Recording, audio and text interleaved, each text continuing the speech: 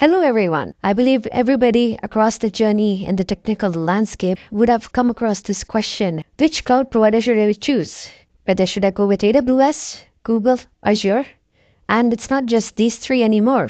It's kind of the world's landscape has expanded. And that's where this presentation, my effort is to kind of walk through about the comparison about AWS, Azure, Google, but also talk about cloud in general and others, and to understand the whole landscape and your understanding on how at Arina Technologies we are able to help our customers to choose the right cloud and help build the right solution for them. So without further ado, let's get started.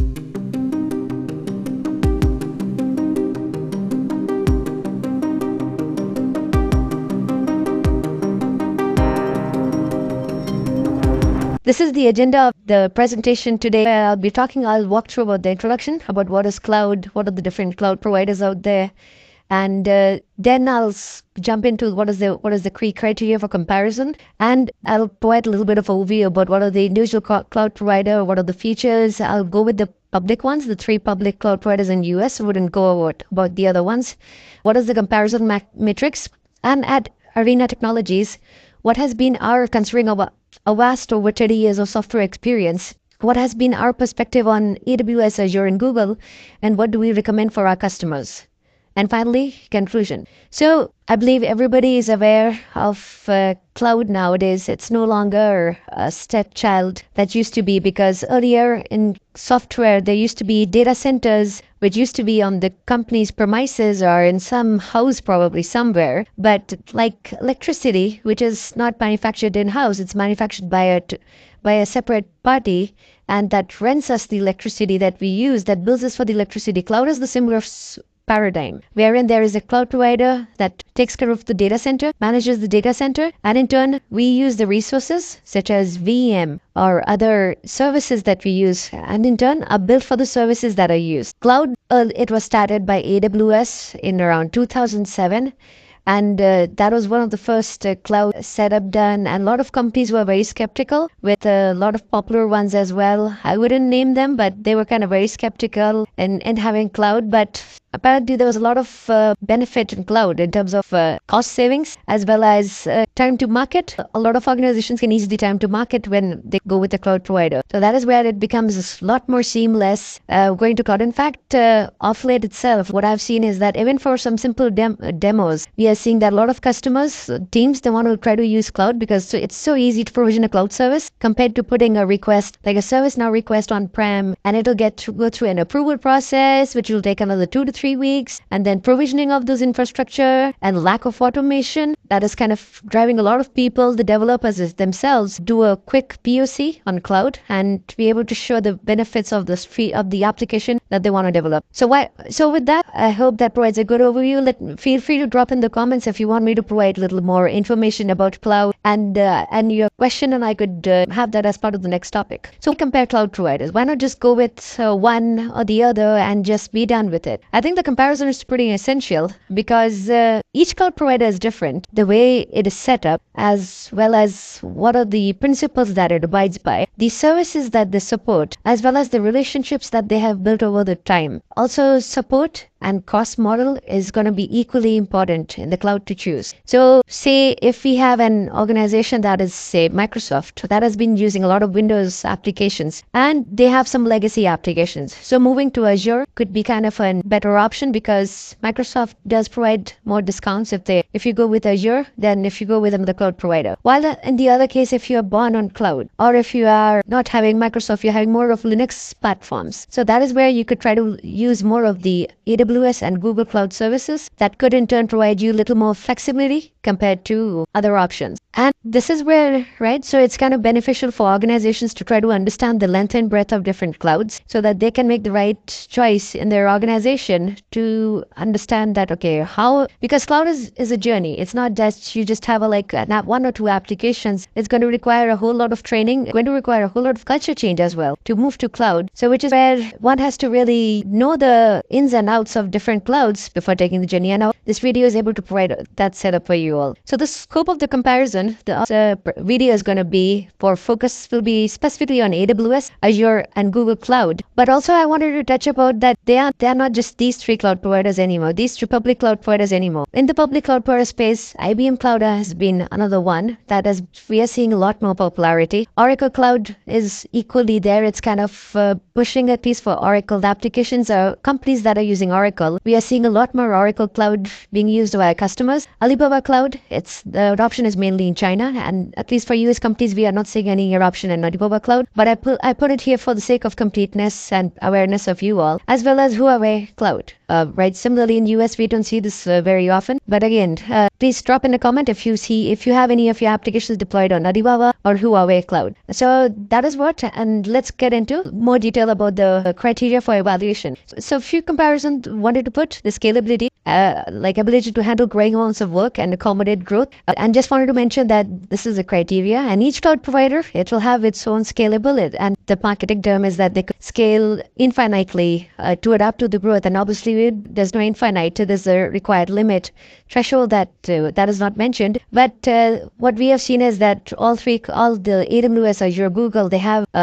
able to scale at depth. But this is one of the considerations to talk about. Services, there's a lot of good slides coming up that talk about the different services in each of these categories. So I'll get into that. Pricing is equally important. What are the different pricing options that each cloud provider provides? We'll get into that. Global presence, the data centers that one has to get into. So that is again the location, because it could be that we are working in one Google Cloud and it doesn't have a data center, say, in a certain country or certain region. So that is something that an organization does need to consider when choosing a cloud provider. Security, the different security tools, the different options that are there, as well as the completeness of the package is something that one should look into. Compliance, this is something we always keep running into with our customers, specifically the ones in healthcare, in banking industry, wherein they want to ensure that the data in which the cloud is sitting it is like, say, PCI compliant. In healthcare, it is whether it's HIPAA compliant, it's high trust compliant, it has GDPR compliance, and all those certifications are in place. So it's very, very important for a lot of organizations to ensure that the compliance is in place. Customer support is equally important. What are the support terms and conditions? What are the SLAs that the cloud providers provide? What are the packages in terms of support? Because every organization is going to require support, specifically the larger enterprise customers, as well as we also help our smaller customers as well. But this is a key component that cloud providers should be aware of, or the organization should be aware of when choosing a cloud provider. So AWS, aware of AWS, this has been the most popular one, or at least the dominant leader in cloud, because this was the early one who started AWS, right? This is from Amazon. So this is it started in 2007, wherein it started off as an offshoot as a service, like a web services where this was kind of adopted.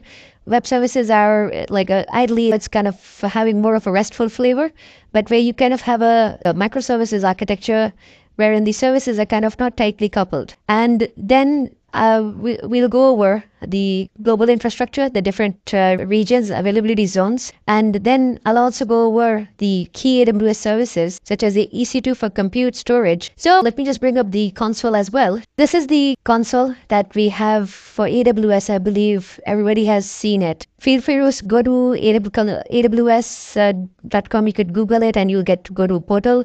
All you need is a credit card to start login, and you would be able to go and see the services that AWS provides. Now, the reason you see this is one account is because I've set up an organization structure, because as part of the Arina Technologies, we have multiple accounts and multiple customers who we work with, and we isolate each customer. We never try to have one customer working on the other account, so we always isolate them, however small a payload it is. So that is, but just for this purpose, I just have set up one account over here, and that's where you see this is an organization, something we always recommend our customers to do. And if you require any further information about organizations versus control tower, please feel free to click on the video at my right side over here. And so this is where you see the organization, and this is, I'll just kind of tick out here. You'll see this is part of the organization setup. And if I go to the organization, you will see all these bunch of services out here. And this is the console, that the landing page that one is able to get into. A lot of services, something I'll talk about in depth over here. But the data centers, one can go and see the data centers out here. Now this is at the top right, you'll be able to see, and this is the account information one will be able to see, but you could see in US, there are around 4 data centers out there. In Asia Pacific, these are the data centers, around 6 data centers. In Canada, as of now, there's only 1 data center. And a few of these data centers, I haven't enabled it. In fact, what we have done is we have disabled, because a lot of customers of ours are primarily in the APAC or in the Europe or in the London or in the US regions. That's why. So, and also because we don't want people to start going spending resources and we start incurring costs, which we don't want. So that is where it's kind of a good practice to have these disabled, the ones we don't want. But something to be aware of, that these are the regions that AWS data centers in. And the services, I'll go over. You see that lots and lots of services for compute, for containers, for storage, for database, migration and transfer, wherein we can have the migration done from on-prem to cloud. And networking and content delivery is another one that we could look into. And wherein they have these different options, something we'll go into in the next few slides. So you see there are these different ones. I wouldn't go over each of them because there are these slides for the other one. So use such as EC2. EC2 is nothing but a VM. It's just a marketing name for virtual machine. And this is any application will have to reside on a VM. And that's what this is a very popular service. If I have to go here just to kind of show you all, this is the dashboard that we show, and in instance you will be able to see the instances that you could create. You could always launch an instance from here. You could give the name. These are the different AMIs. AMIs are nothing but Amazon Machine Image. They're called AMIs out here. These are just a standard image with the required OS and part of it. And a lot of customers, what we do is we harden these images as well for them. So that is another thing that we, from a security posture, is very important at Arina. So that's where the one I'll talk about is I'll just show quickly is the database. Because database again is an important one. As you see, there are lots of databases out here. But the ones that we see, in fact, you all would also be aware, is the relational database, something that was popularized by Oracle. A lot of organizations still have them and still need them as well. It's a very valid use case. So that is where RDS, it's called Relational Database Service. This is the database that a lot of organizations can provide out here. And this is where one can go and create the instances. You could see there are a lot of options. There is Aurora. Aurora is, it's essentially AWS has used MySQL, and they have made it a little more performant for their platform. Likewise, Postgres itself, if you use Aurora, which is nothing but Postgres compatible, you will get a little better performance than if you had to use a traditional Postgres pass option. So that is where, because you see over here, you also have a MySQL option as well as a PostgreSQL option. But the experience that a lot of us have had is if you go with Aurora, you will have a little bit performance because it is kind of tuned to AWS's infrastructure. So, and you see that a lot of other databases, IBM DB2, which is a legacy database, probably not, I think a lot of you are going to comment on legacy, but there is not so much adoption of DB2 anymore compared to the other databases. Oracle, you see there's Oracle as well. This is again going to be a key differentiator compared to other clouds. And that's why I'll show you how Google and Azure are not able to have this sort of relationship because that AWS is built over the years. SQL Server as well. So this is the database. And the next thing I wanted to show you was storage. So in storage, you see there are these different options. AWS backup is nothing but it's kind of backup of your disks of the VM, your AMIs, it backs up. EFS file storage, it will back up, as well as say you want to have the EBS volumes, you could back those up. So that's the backup service. EFS is an elastic file system where you could have a shared file system across the VMs that are there. Elastic Block Store, which is also called EBS, you cannot do that because it's kind of mounted to a particular volume. But that is where Elastic File System comes in and you are able to have a shared file system in place. Likewise, they are the other ones, but I'll quickly go over S3, which has, I believe you all are aware of S3. It's one of the most popular services and something we're going to compare in subsequent slides. Just to quickly show you the console of S3.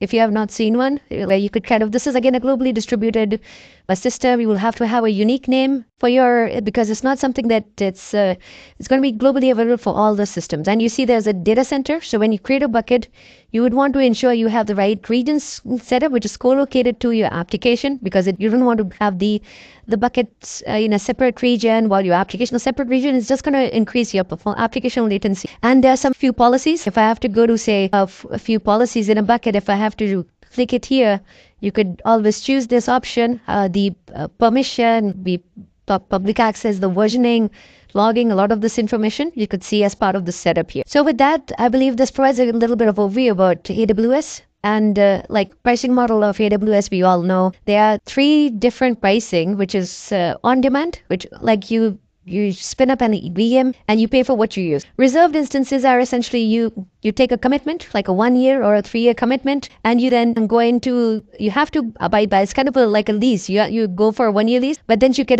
a discounted price on the compute charges. Spot instances are something that you have a sporadic workload or a high peak load, but you don't need dedicated instance running all the time. So what spot instances will provide you is they're going to provide you lesser price, but it'll also have, like, in case somebody else needs that instance, your application, your workload could get terminated. So that's where you want to use spot instances carefully, but it's another cost saving option that could be considered. And we'll also then go over the strengths, such as comprehensive service offering and considerations for the complexity of the pricing model. Next, we'll go over Microsoft Azure, because Azure is now the second cloud provider behind AWS. So something, and a lot of organizations, there has been a great adoption, and Azure has come up with like newest services and features. And so there's a lot of applications and customers that we have deployed on Azure as well. So very good, something to consider. Azure equally has a large data center presence, something we'll go over. The core services, like how I showed for AWS, I'll show like that as well. The pricing structure, how Azure has the pricing, and that is something we can cover when we do the cost comparison in subsequent slides.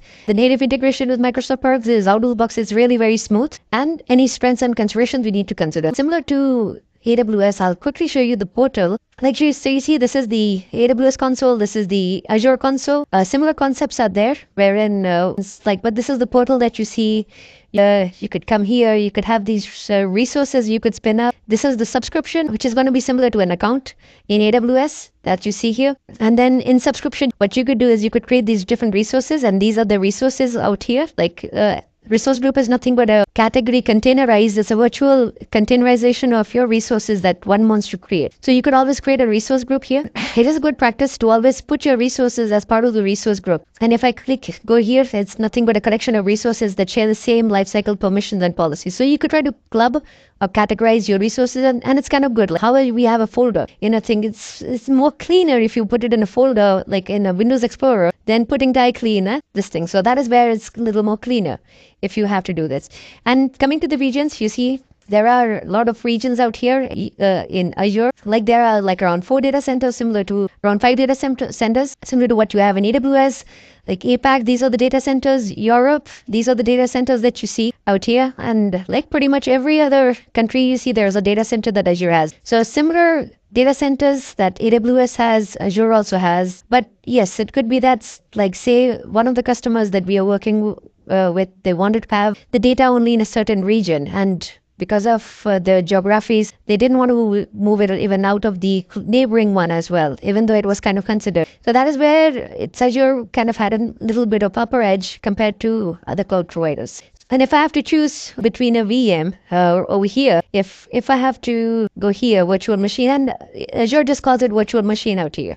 I could type it here, I could search for a virtual machine, and I could choose to create a virtual machine, and these are the different options. Similar to AWS, you have you could just go and spin it up with preset configuration. Azure Arc provides you the option of having an on-prem setup as well, right? So which is similar to AWS Outposts and Google Anthos. But this is an option that provides, and also a lot of applications that are hosted, they are hosted in a VMware-based platform. That's why this option is provided to you. Similarly, coming to database, if you go to database out here, if I type for here, you could see these are the PaaS options that I could see. These are like I could create database for MySQL servers, and if I could go there, other option like Cosmos DB, if I choose, is another database that is kind of a NoSQL, and it also has multiple flavors. So by multiple flavors, what I mean is it has a Postgres API plugin. It has Citus, which is a Postgres flavor that one could use. It has a native option. It has connectivity with the other setups. So that is something that one could do. And if I hit create here, you could see the different options out here, right? Cosmos DB for Postgres, for MongoDB, for Gremlin,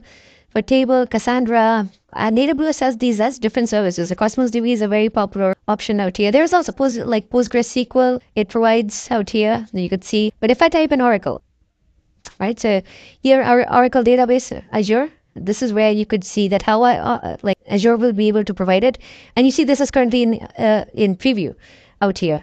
Now, this is where it comes down to the relationships, because AWS has been building these relationships in a long time, while these are the other companies are kind of catching up. If I have to put DB2, there's none over here, right? There's no in DB2 in Azure. So that's what the difference will come down to. That, okay, if you have a workload that is running on, say, DB2, AWS has a support for DB2, while Azure does not. So that's going to be a decision point that an organization will need to take. Now, in our experience, Google Cloud has kind of been catching up, and especially with Thomas Kurian, we have seen a lot of push by organizations to start using Google Cloud. We have a lot of customers that we work with. I wouldn't name them out here, but like enterprise customers that are having a lot of the workload. In fact, not just their applications on Google Cloud, but also their entire workspaces as well on Google. And what I mean by workspaces, like say Google Docs, email, the Excel, Google Excel. So everything is on Google now. They've moved out from Microsoft to Google. And that's where they're building. Google has started making strong sales and strong push with Google Cloud, and a lot of data analytics, as well as like even compute. Google Cloud has become a very, very popular in a lot of organizations, and we're seeing a great adoption, which is where it's good to learn Google Cloud so that it could kind of help you in your cloud journey as well. So Google Cloud is coming up, is catching up with AWS and Azure, right? So it's kind of in the lead out here. Global infrastructure, and likewise, similarly to AWS and Azure, Google has a lot of data centers across the world. It's kind of rapidly building data centers. The core services we'll walk through about that, and the pricing model flexibility, and the price wars that are happening, as well as the relationships, is something we'll kind of go over, and as well as the strength and considerations in subsequent slides. So similar to the earlier one, let me show you the Google Cloud Console. And this is so let me go here, wherein the Google Cloud Console is there. And this is the console. And if I see here, there are these bunch of services out here. It's kind of on the right. So where I have these APIs, the billing, I am an admin, which is going to be very important. Anybody who's working with Google Cloud will have to come here to ensure they have the right policies, the right service account setup. They'll have to constantly coming into this console and working on it. Compute agent. This is where the VM is, and let me quickly go show you the VM out here. Right, so this is the VM out here. And now in Google, everything is an API. So you will have to have the API enabled first of all. This is where you will click on the Enable API and ensure that this is enabled. Any service you choose in Google, it's an API-based approach where you'll have to ensure that you enable the API. And this is where the things you could do in Google becomes very, very granular. You could kind of have it at an organization level structure, like a policy at the organization level, where you could kind of go down to a particular API to enable or disable for a certain set of users or a certain set of service accounts to require. So let's wait for a few seconds for the API to be enabled. So okay, the service is enabled out here. So now once the service is enabled, this is the dashboard I'll be taken to. Now you see there are a bunch of these instances options out here. The machine image is similar to AWS. You have the instance templates, the way you could kind of have a templatized setup ready to go about it. Reservations, right from the cost saving perspective. And this is again another one, migrate to virtual machines, where if you have an on-prem, a service that allows you to seamlessly migrate your VM running on-premise to Google. So that is the option here. There are these different things. I think we'll go into topics, subsequent videos, and feel free to drop in a comment if you want to go into detail on any of these topics, and I can make a video on that part. But you could go here, you could do a create instance, and right, this is where you will see the instance name you will provide, the regions you want to choose the instance on it, and Google is energy efficient. It's kind of mentioning also which is the other one. Now you saw in AWS there was only one data center, while Google has two data centers, Montreal and Toronto. And we were working on a project for a Canadian customer, a large telecom customer in Canada. So we were working on that. It was TELUS International, where we were migrating the data centers from on-prem to cloud. And that's where we were working a lot on the Toronto and Montreal data centers for them. But you see, there are these US ones as well. They have a lot of these, like in US, it's around 7 or 8 compared to AWS and Azure, which are around 4 or 5. So you see that a lot more data centers in Google compared to the ones in AWS, right? Or Azure. Likewise in Europe, they have these data centers, Middle East, so lots and lots of data centers you see in Google, which again is something that a lot of customers do want to have. They do want to have like a presence across, as well as, right, they want to spread their workloads, but while ensuring they're compliant with laws of the particular country for data residency. So that's where this definitely is a plus point. And you see, you could choose these availability zones that are there as part of the data centers. And AWS also has a lot of abilities, like say in Virginia, they do go to, say, it's around E or F they go, which is around 6 or 7 data availability zones as part of the data center. So that's that. This is another option that is there. But you see the compute instance that they have. They have a lot of varieties out here. And this is if you want to go into further comparison about AWS, Azure, Google compute instances. We could do that for another topic. But this is the option out here. And quickly moving on to the database out, let me go through this 3 ones. So BigQuery is another database option that they provide. Cloud storage, let me quickly show you cloud storage out here. So this is the cloud storage over here, like similar to S3. You could create a bucket.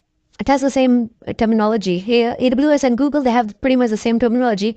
Azure, they have kind of mixed the terminology, because in Azure, they will call it a blob. While here it is a bucket, AWS will call it S3, but it's kind of the same thing. Like you create a bucket, if I give it a name, you could choose where the data is, which location the data will be sitting in. You could choose your storage class of it, like what, and you could have the different setup. This is kind of similar to how one would do it, lifecycle management in AWS or Azure. The control object, so you could kind of choose here how the data will be protected. You could have monitoring as part of the alarms monitoring of the bucket, or one could go into here. So this is what the console of that looks like. And a lot of times we won't be working in the console. We'll be working either in Terraform infrastructure as a code or as part of CLI that we'll be able to do as a setup here. And this is a Cloud Shell that one can always activate, and they can do a lot of the things as part of Cloud Shell here. So then coming back to the database side, which is where I'll get to SQL. Now, this is where you see, this is the console for creating a SQL server, not as Microsoft SQL Server, but a SQL, right? And you see, these are the 3 options that are there. MySQL, Postgres, and SQL Server. And SQL Server itself, the Microsoft SQL Server, it wasn't even supported earlier. It was when Google had initially launched, only MySQL and PostgreSQL were the server supported. It's just that recently they built a relationship with Microsoft, allowing them to use SQL Server as well, because a lot of organizations do have workloads on SQL Server. So that was when we were kind of using Google, that was one of the limiting factors that we saw, because it's not always easy to migrate a database from SQL Server to say MySQL or Postgres, and not having the option of SQL Server was very limiting. But it's good that Google provides this option now. But as you could see, there's no option of DB2, and there is no like MariaDB or other databases that AWS provides. So this is, again, something to keep in mind on. With that said, let's go over to the next topic, which is the comparison. So for the compute one, now we saw AWS has EC2, where it's nothing but a VM at the end, as well as they have a Google Cloud Platform, which is a compute engine, and Microsoft Azure, which is a virtual machine. And all 3 of them I showed you, so I believe you should be good on that. Virtual machine scale sets, it is for scaling of the VMs that are there. For AWS, you will be using auto scaling, the ones that you'll be using. Google also, it is the managed instances that one could be using as part of the scaling over here. And there is a virtual servers made private, made easy. AWS provides light sale. You could kind of do that. Google Cloud doesn't have a feature as of yet. And Azure also, you could use machine images. For web hosting, and AWS Amplify is a very powerful service where for a lot of our customers, we deploy the web application and do a lot of web hosting using AWS Amplify. A lot of the apps that we build for the customers, it's hosted on AWS Amplify. And for some static pages, we also use S3. Similarly, Google Apps, this one I switched out. Google Cloud is going to be using Firebase. and Microsoft Azure is web apps, where web apps, you could have the containerized option to deploy the applications as well as Firebase. So let me just quickly show you this thing because I think it's going to be important for you all to know and understand. So if I have to, since I'm over here so let me start with Google AWS, and let me show you Amplifier. So this is the Amplify console that are here. Right? So we could kind of create a new app, and you could do a lot more things with AWS Amplify. So if you're interested, we could go into the next topic as part of this thing. But this is very powerful. It has inbuilt integration with a lot of the AWS services with Bitbucket, Code Commit, and you could do what we try to do is we automate a lot of the things for our customers. And everything we do is via infrastructure as a code. In Azure, if I have to choose web app, and it's called app services, right? So that's where I could create an app service. I could choose a web app here. And these are the different options that you could see. You could see WordPress on app service. You could do web app. It's kind of the web hosting one can choose. And this is where you would be able to create a subscription. You could directly deploy a code, or you could also have a Docker. You could have a Dockerized container as part of the web app, or you could also have a static web app as part of it. The DNS, if you don't want to have exposed by a third party, you could always have it as part of websites.net, or you could also have mapped it to the third party that you have. So this is again something very powerful that Azure provides. It kind of helps a lot of our customers to get quick started and have the applications up and running in a very short amount of time, but in the websites as well in a very short amount of time. Similarly, if I have to go to Google, if I have to search for Firebase, and this is again, you could kind of just come here and search for this system here. This is how one can see the Firebase setup here. They could go to console.firebase.google.com, and this is a little different than the console access here. So just kind of put it here. If you go to console and search for Firebase, you wouldn't see it, which is where this is a separate console here, and how you could explore it. You could kind of create a project. You could containerize your application, and it's similar to Amplify and Azure App Service web app, where you could pretty much expedite a lot of application development, and it has a lot of out-of-the-box features. Something that we do advise to our customers as well to use and look into, and a lot of customers are using this service as well. Some of our customers do use this service. So likewise, getting into the Kubernetes management, there is AWS provides two options. ECS, which is Elastic Container Service, and it's a homegrown product of AWS, as well as Kubernetes. Elastic, and it's called EKS, Elastic Kubernetes Service. Google, we all know it provides Kubernetes. It was the creator of Kubernetes, something it provided to the community, as well as it provides other options. Container Engine, and Azure also, we know it provides the container service as well as the Azure Kubernetes service as well. The registry for putting the containers, that's AWS provides the ECR, Elastic Container Registry, and Google also provides Container Registry, while Azure also provides Container Registry. For orchestration and managing microservices-based applications, we have AWS Elastic Beanstalk, while for Google Cloud Engine, we have App Engine, and Azure, we have Service Fabric for management of microservice and application. For serverless architecture, from a compute perspective, AWS, it's have function which is marketed as Lambda, and Google also it has functions, and it is it's called Cloud Functions, and Azure also just calls it functions. Function is nothing, but it's kind of like we don't need to take care of worrying about provisioning a VM. We only pay for when this function is run, and it's the VM it's running on is kind of hidden from the end user, which is us. So we don't need to worry about the patching. All we just need to worry about is writing the code and making it run. And it just provides a lot of cost savings and less operational headache for one to kind of look into. A lot of applications we use, a lot of web applications we use authentication. They heavily leverage these functions that are there. Automatic scaling instances, like if you have it on say, now ECS and EC2 and EKS, what I just wanted to kind of mention here is AWS provides two options, a managed service option, which also is called Fargate. And these other cloud providers that are there, Azure also it has the managed service option. Kubernetes also has a similar flavor that one needs to consider, which is kind of provides the managed service options, which provides you the no operation model to look into. So that is where, if you have to look into auto-scaling, AWS, it has the auto-scaling feature that is there. We could kind of go in, we could create the instance templates and provide the right rules for auto-scaling. And there's you could have a CloudWatch metrics, that is there. And CloudWatch is nothing but the monitoring of the application in AWS. In Google, one will have to look into instance groups for setting up the auto scaling rules that one will need to do. In Azure, one like if you're using VM, you could look into VM scale sets. If it is say the PaaS option, you could look into the app service scale capability model, as well as the auto scaling one can consider. And auto scaling, and that is where something we always tell our customers is always consider the non-functional requirements, because it is going to make or break your application. That is something, and that's where the auto scaling rules is going to be very important as part of the architecture setup. Going to the next one, which is the storage part.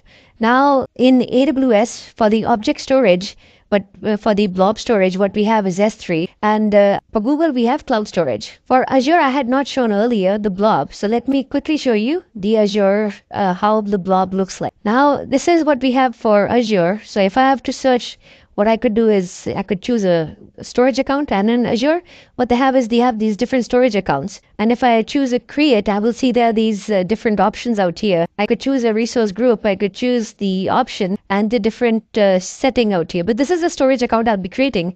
So say if I choose a storage account demo, right? Okay, so if I choose this demo and say if I hit review, there's some information that is missing.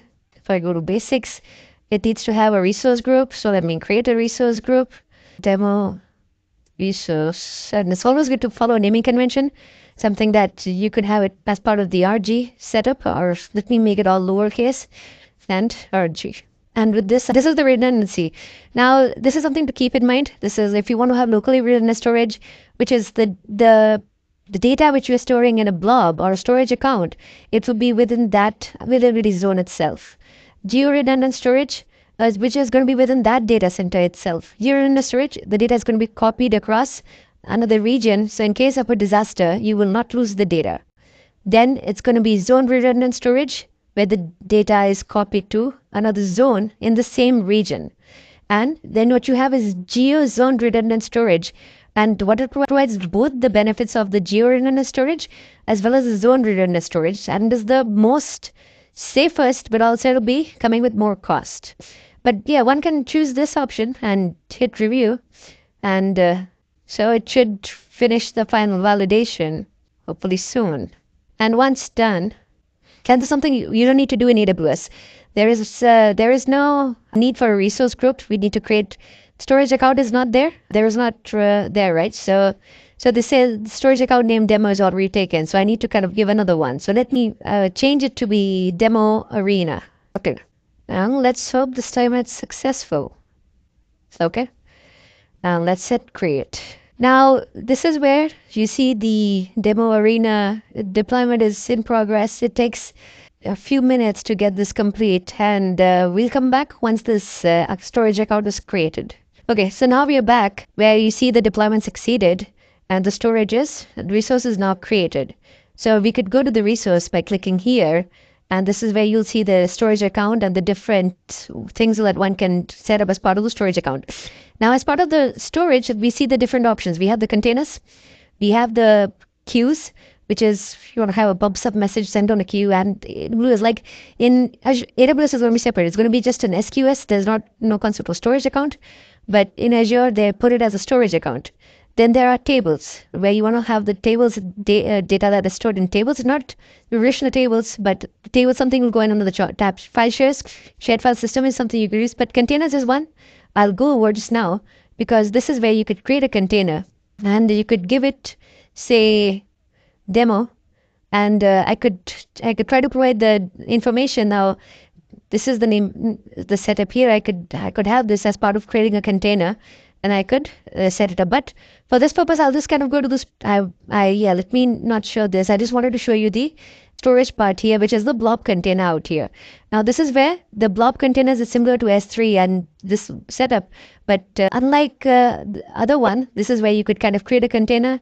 It's called the container. You could call it, give it a name, say demo blob, right? And if I do create, it's gonna create the demo blob. And in here, I could always upload a few things. I could download a few things, and this is something that's similar to the S3. And cloud storage. This slide I'll quickly go over then further. Archive storage, S3, it provides Glacier, Data Archive, while Google, it provides Codeline, Nearline, and a few others, the ones I showed. But Azure also, it provides the storage archive, the shared file system. AWS has EFS, GCP, and that has ZFS, Aware, as well as file stores. Azure has Azure Files as well as NetApp Files is there. For hybrid storage, hybrid is nothing but on-prem to cloud. AWS provides these storage gateway features, importing and exporting the disk. Snowball, right? So that is there. GCP, it provides Ignite, while Azure provides Store Simple and Import Export. For data transfer solutions, Snowball Edge is there, and that's where Snowball is essentially, it was kind of like you could have the disk set up in on-prem and you could move the data, something that is advised for more than, say, around 75 terabytes of data is what you would do, because it does take around 7 days for the data to be moved to cloud. So something to consider. While GCP, you have the storage transfer service. Azure, you have the Azure Data Box. Now, AWS, it provides these other options as well, Snowmobile, object storage, and backup. If you see, there are these different options called archive storage, gateway, and backup is the option. And Azure, you see there's a backup. In GCP, I was checking, I couldn't find an out-of-the-box native backup like AWS and Azure. So maybe, so let me know if there's something, but I don't think they do provide as of now. So you will have to look into some third-party backup services such as Rubrik or other third-party providers for backing up your volumes or the systems. And then the next one is DR for disaster recovery. There is disaster recovery. AWS also purchased Cloud in DR, something to look into. GCP provides the cookbook, and Azure provides Azure Site Recovery, which is the de facto for doing the DR in Azure. Then, if I have to move to network and content delivery for the isolated private cloud, private networking, the AWS provides VPC.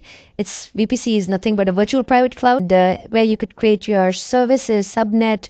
Google, it provides also virtual private cloud, and Microsoft Azure, it also has the virtual private cloud. Now, the key difference in AWS, Google, and Azure is what I've seen as Google virtual private cloud.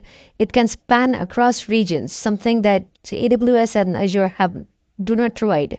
So that is one key differentiator, as well as the way they do the networking, the firewall. You will have to create tags, like you create tags in Google and you attach those tags to the VPC. In AWS and Azure, what you do is you create the firewall rules and then you, like the network access control layer or at the security group layer at AWS, you create those rules and then you attach it to the particular instance. But in Google, what you do is you create the rules, you create tags, and tags are attached. So let me know if you guys are interested to go into a little more detail, and I could create a next topic on going deeper into that particular thing. So then cloud promises connectivity, like there is the API gateway as well as the VPN setup connectivity for AWS, while Google, it has Cloud VPN as well as VPN gateway setup. For DNS names and records, Route 53, AWS provides Route 53, Google Cloud Platform provides Cloud DNS, and Azure provides Azure DNS as well as Traffic Manager for routing the traffic. For CDN, CloudFront is a very popular service of AWS, while Google Cloud Platform also has a CDN out here.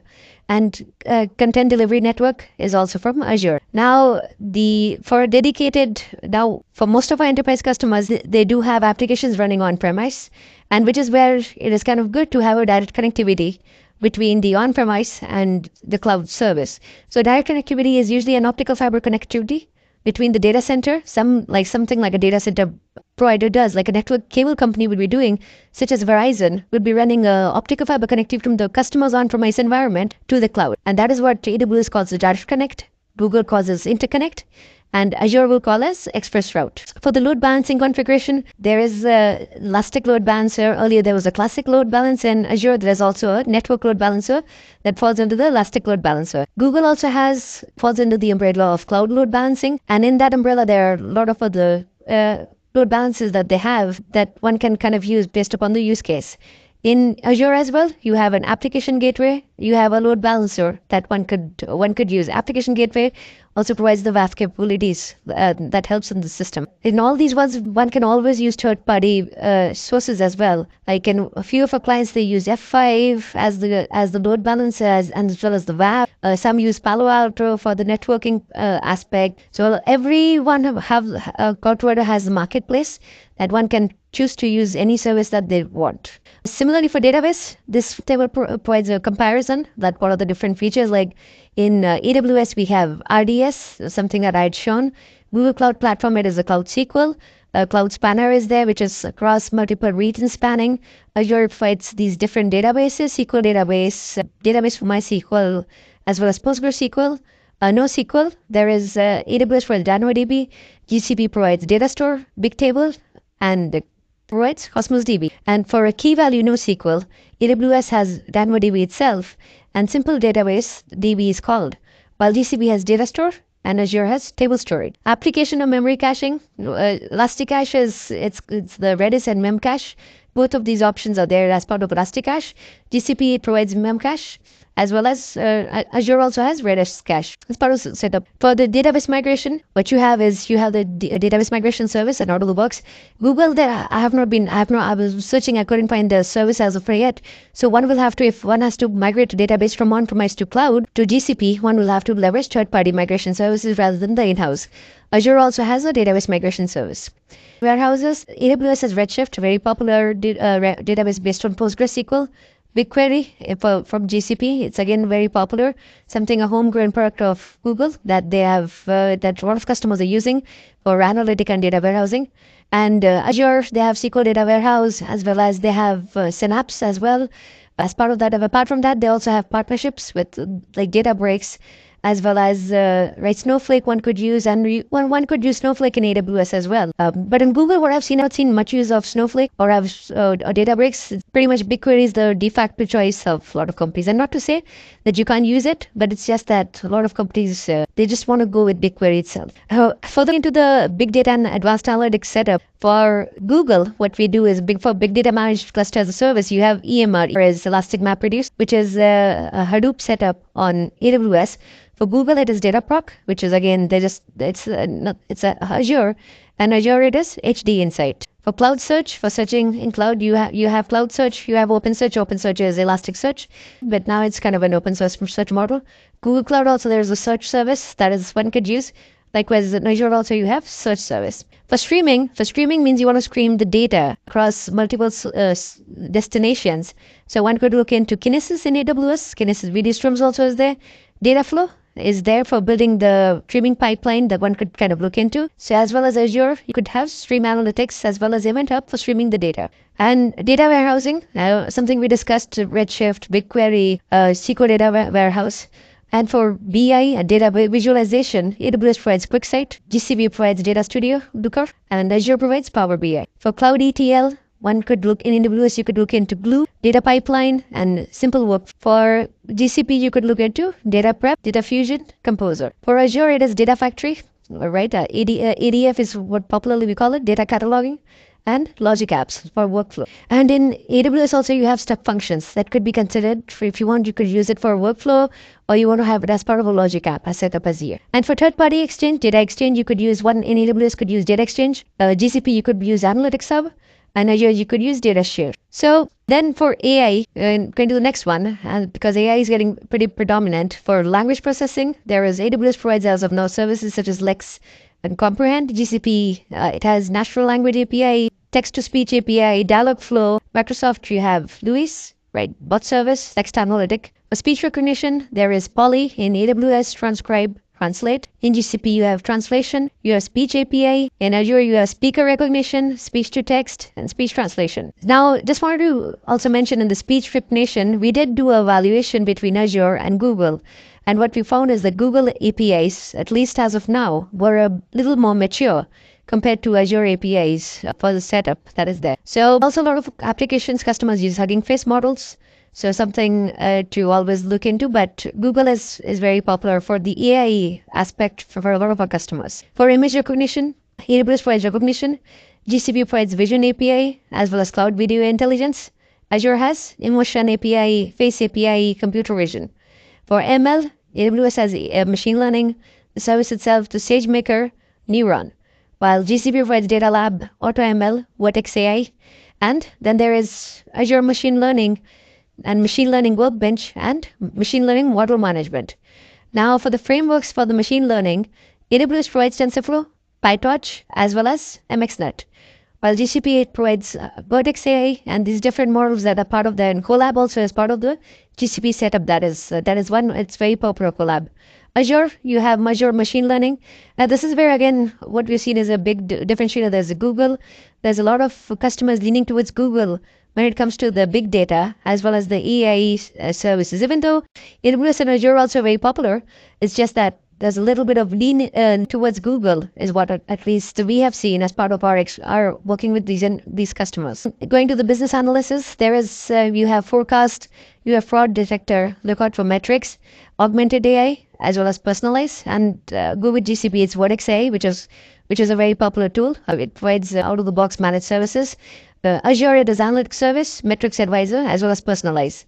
And for inferencing models, AWS provides inference, GCP provides predictions, as well as Azure provides time series insights, referencing data sets. For management and reporting, for management and monitoring, which is something we would need to ensure that the services are running proper, or if there is an issue, one would need to be alerted or set up. So that is where this comparison table provides. So for the cloud advisor capability to ensure that, okay, we could save the money or which resources are not optimally running, or where there's a security issue. AWS provides Trusted Advisor, GCP provides Cloud Platform Security, while Microsoft Azure also provides Advisor. For the DevOps deployment orchestration, AWS has support for OpsWorks, which is a Chef-based service, if a lot of organizations use. And then there is CloudFormation, native inherent, like similar to for infrastructure as a code, similar to Terraform. And then there is the Cloud Deployment Manager in Google. But of late, we have seen that Google is no longer promoting Deployment Manager, and they themselves are promoting Terraform. Even the post-sales group of Google is what we have seen. They themselves, the architects of Google, have been promoting Terraform more than Deployment Manager. For Azure, there is Resource Manager, there is Biceps, and there is automation as well that one can use for infrastructure as a code. For cloud resource monitoring and management, there is CloudWatch, that's the native. There is X-Ray they have set up. Of course, there's the management console that one can go into. Google Stack Driver, used to be called Stack Driver, now is just called monitoring. And then they have Cloud Shell, they have Debugger, they have Trace, as well as error reporting. For Azure, the portal is by default there. Monitor is kind of the all-encompassing service. It provides the app monitoring, alerting, as well as API setup, application performance insight monitoring setup as part of that. And as well as app insights is what the API setup is. For administration, in AWS, one can check the discovery service, systems manager you have the agent running, and this system manager will also monitor on-prem, as well as the health dashboard. In Google, the Cloud Console is one could use as part of getting the view, as well as you could configure all the alarms and metrics that you could do in AWS and Azure. You could also do it in Google as part of the setup. In Azure, also you could do pretty much as part of the monitor. You could have the log analytics. You could create a workspace and export all the logs there. So you could also export it to Event Hub, send it to on-prem. You could do all this with all three cloud providers. There's no much of a difference. It's just that the service you use and the architecture pattern you use, it's going to be a little bit different, but for the most part, it's pretty much going to be the same. Billing API that you use in AWS, you have Cost Explorer also as a new service of AWS that you could leverage, and using tags, you could pull the reports out. But as I said, for each of our customers, we try to have separate account as part of our OU, so they have a clean billing, and we are able to kind of provide them the best service. For Google Cloud Platform, there's again billing API for Azure as well as billing API. For security is very important in any cloud provider, and something we always stress at Arina, at how to ensure that our customers have the optimum security setup. For authentication authorization, AWS has out-of-the-box IAM. One could use it, kind of leverage the inbuilt setup, or if you want, we could always integrate with the Active Directory or Okta integration as well. GCP also provides IAM out of the box, and Azure it has Active Directory premium that one could use. For information protection, we have organizations, something I had shown, and you could click the link of the video below to provide further information on organizations. You could have IAP, Identity Aware Proxy, as part of Azure, as well as Active Directory information in Azure. For protecting and safeguarding for data encryption, what you have key management service as part of AWS, as well as you have Cloud Key management service, as well as AWS, as well as you have Key Vault in Azure. For the hardware-based security modules, you could always have a cloud HSM. If you want to have a hardware-based modules and you want to store the keys, and it'll provide you that option. GCP also, it has the management service that one could look into. And Azure has Key Vault. For firewall, for network security, AWS provides WAF. Is something that, and also has a firewall manager that one could look into. GCP has Cloud Armor, and AWS Azure has Application Gateway, as that also includes the WAF as part of it. For the security assessment and certification, like vulnerability assessment, AWS provides Inspector that scans the vulnerability, as well as for pipelines. If you have like the repositories, if you use ECR, it will be able to inspect your vulnerabilities as part of your containers. So Inspector as well as ECR, they provide vulnerability management. GCP, the native, you'll be able to use Security Command Center to ensure that there are no issues or vulnerabilities as part of your applications. Azure as well, you could use Security Center. For directory services, AWS Directory Services 1, and GCP provides Identity Platform as part of the setup, as well as one could always have an identity platform as a setup. And Azure has Active Directory Domain Services as part of the setup that Azure provides. For again identity management, AWS provides Cognito, because a lot of applications that we build for our customers, they use Cognito to provide SM phone validation, email validation, and that is all using Cognito. For GCP, it is Firebase, and for Azure, it is B2C. For support cloud directories, directory service, and it's Azure Active Directory. And compliance, there is Artifact, there is Service Trust Personal. In GCP, I couldn't find these services, so that is why you see it as empty. And for services with protection, like similar to Shield, Shield is like a higher level than a WAF protection, where there's a dedicated support provided to you. And GCP has Cloud Armor, while Azure provides DDoS protection service. So these are more of a support level things that are there. Last content is for the developer tools, because as long as the developers have the right tools and have a lot more flexibility, they would be likely to more adopt a particular cloud. And that's where a lot of these cloud providers have kind of put in a lot of trust as that aspect. And hence it's equally important to show the comparison. So the first thing is for the media transcoding. AWS provides Elastic Transcoder. Google provides Transcoder API, while Azure provides on-demand streaming, media player, content protection, and media analytics. For our workflows, AWS has step functions, GCP has workflows, event arc, and Azure has logic apps. Now these are there are a lot of these workflow tools that they have. They are very seamlessly integrated with their AWS services, but also they have equal capability to integrate with third-party services who are using APIs. So it's a lot smoother experience when working on with any of these cloud providers. For the API management, AWS has its own API gateway, GCP provides Apigee, while Azure provides API management, a manager. For repositories, code repositories, AWS provides application repositories as a service, as well as code commit, its own private GitHub sort of repository hosted on AWS. GCP provides similar, it's called source repositories, that is on GitHub on Google. Azure, it doesn't provide via the console, but there's a separate product, a separate license as well that's required for using it, and it's called DevOps. So then that brings us to the next topic, which is DevOps, developer operation, wherein Cloud9 is one. It's an IDE that provides a lot of the features. CodeStar, it's the name given to all these different services starting with code. Commit is the one I mentioned for Git repository. Code build is for building the code and then eventually deploying it, which is code deploy. Pipeline has end-to-end, where different stages could be set up, different tasks could be set up, different approvers could be set up as part of that. X-Ray is essentially for monitoring, more like an API setup. DevOps Guru, fault injection simulator are similar other services. GCP, as of now, it has Cloud Build, and Terraform, it pushes for infrastructure as a code. And Azure DevOps, it is very mature product, but Azure DevOps also, like as we all know, Microsoft acquired GitHub, and that's where GitHub Actions is equally getting more prominent in a lot of organizations. But keeping it for Azure DevOps for now, which is Azure boards, Azure pipelines, repositories, and test plans. For programmatic access, AWS and all these other cloud providers, they have their own SDKs, as well as the development kit that they provide. And these SDKs that they are in pretty much all these languages, Java, Python, Go, Shell, A lot of the languages are supported, so I don't think any developer will have any complaints on that. For the templates part, AWS provides quick start, and likewise GCP also provides quick start templates.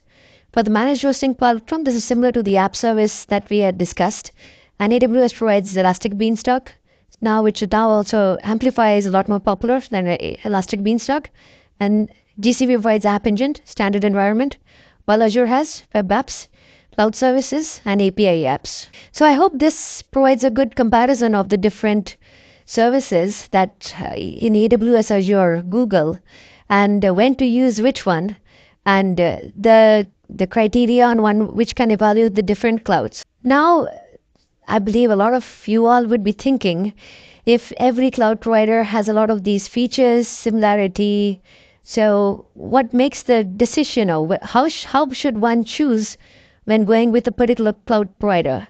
So that's where, right, a lot of what we have seen is the decisions are kind of made based up on an organization's culture, on the organization's tools that they're using, as well as the relationships that each of these companies, these cloud providers have built, provided. So that is where, like, say, the old example I had given, if an organization is Microsoft or Windows-based organization, they would be more incentivized to use Azure, because using Azure, say even 2008 is supported. You could continue using 2008 or 2012 as it's supported. Using Azure Arc on-prem, you could kind of extend that setup. So it's a lot more smoother if the organization sticks with Azure. But with that said, AWS and GCP are also trying to sweeten the deal by incentivizing them, as well as proposing to move the workloads to other non-Windows setups, such as Linux flavors like Ubuntu, SUSE, Red Hat, and AWS providing like MAP program, like Migration Acceleration Program, where they are offering organizations with a workload of, like, it used to be around $1 million per year, to now it's reduced to 500,000. And also there is 250,000 threshold limit, wherein if an organization has this annual spend, AWS would be providing the discounts back to the organization to be able to use in subsequent migrations. Likewise, they also provide incentives for doing a POC. If an organization wants to do a POC in AWS, pretty much AWS is going to be funding the cost for that migration. And GCP also is working with a lot of the organizations to sweeten the deal to provide Google Workspaces end-to-end setup, not just Google Cloud. So that is one thing. Culture, the existing tools makes a big difference. And as I had said earlier, the compliance aspect also, like AWS has a lot of these compliance certifications, HIPAA, PII, GDPR, PCI. I believe it also has high trust, but something to check on. This is where the compliance department of an organization would be very interested to ensure that all these government bodies, they are certified. And then, so that's one thing. Azure and the GCP, I'm aware also, they are equally certified in all these things. But that's one thing to keep in mind on. The third one would be the data centers, because one of the examples I was giving is that, like a customer that we have who is in London doesn't want to even have the data center in Ireland, because Ireland and London, because of the geopolitical relations, they just want to have the data hosted in London itself. So Azure provides the two data centers out of London itself, while AWS has one in Ireland and one in London. So that again is a dampener when choosing, or deciding factor when choosing which cloud provider to go with. Then there are other things like services that they provide. Like as I had shown earlier, that GCP doesn't provide the option of like using DB2 or Oracle. It just has SQL Server. Also was recently introduced, while the other one, the just MySQL and Postgres for quite a while. So that is also an important decision when choosing. Like similarly, Azure doesn't provide DB2. If an organization, DB2 it does provide, but it doesn't provide Oracle. So one has to choose. So that is again something that an organization has to choose. And it's a lot of the benefits and the long term, and these decisions are kind of taken at a high level, as well as the skill sets of the team. Like what more comfortable in using. Like AWS, in my opinion, has a little more intuitive GUI, little simpler. while but GCP is just a matter of getting acquainted. I don't think that that's a very big of an issue. It comes down to developer tools, developer comfortability as well. But it's an organization change. It's an organization change, whichever one they want to go with. As well as what we have seen is that many organizations don't put all the eggs in one basket. They kind of separate it out. They go with a multi-cloud approach, wherein like one of the like setup for we have seen commonly used this for data as well as for AI. Most organizations have a preference of using Google, and a lot of organizations would put the non-AI, non-data workloads to other cloud providers. So that is a pattern. I'm not saying it's the norm, but it's something that we have seen a lot of times in place. So with this, I hope you have got a good understanding on what each cloud provider does and what it provides, the features, benefits. And so please feel free to drop in a comment on the next topic you would be interested to watch. And any comments, corrections, because these services keep updating. And if this video, this service comparison is at the time of this recording, but let us know if anything has changed and something we would want to you want to see an updated one, and we'll always update and upload it for you. Please contact us for any of your requirements, any of your cloud requirements, and we look forward to working with all of you. Thank you.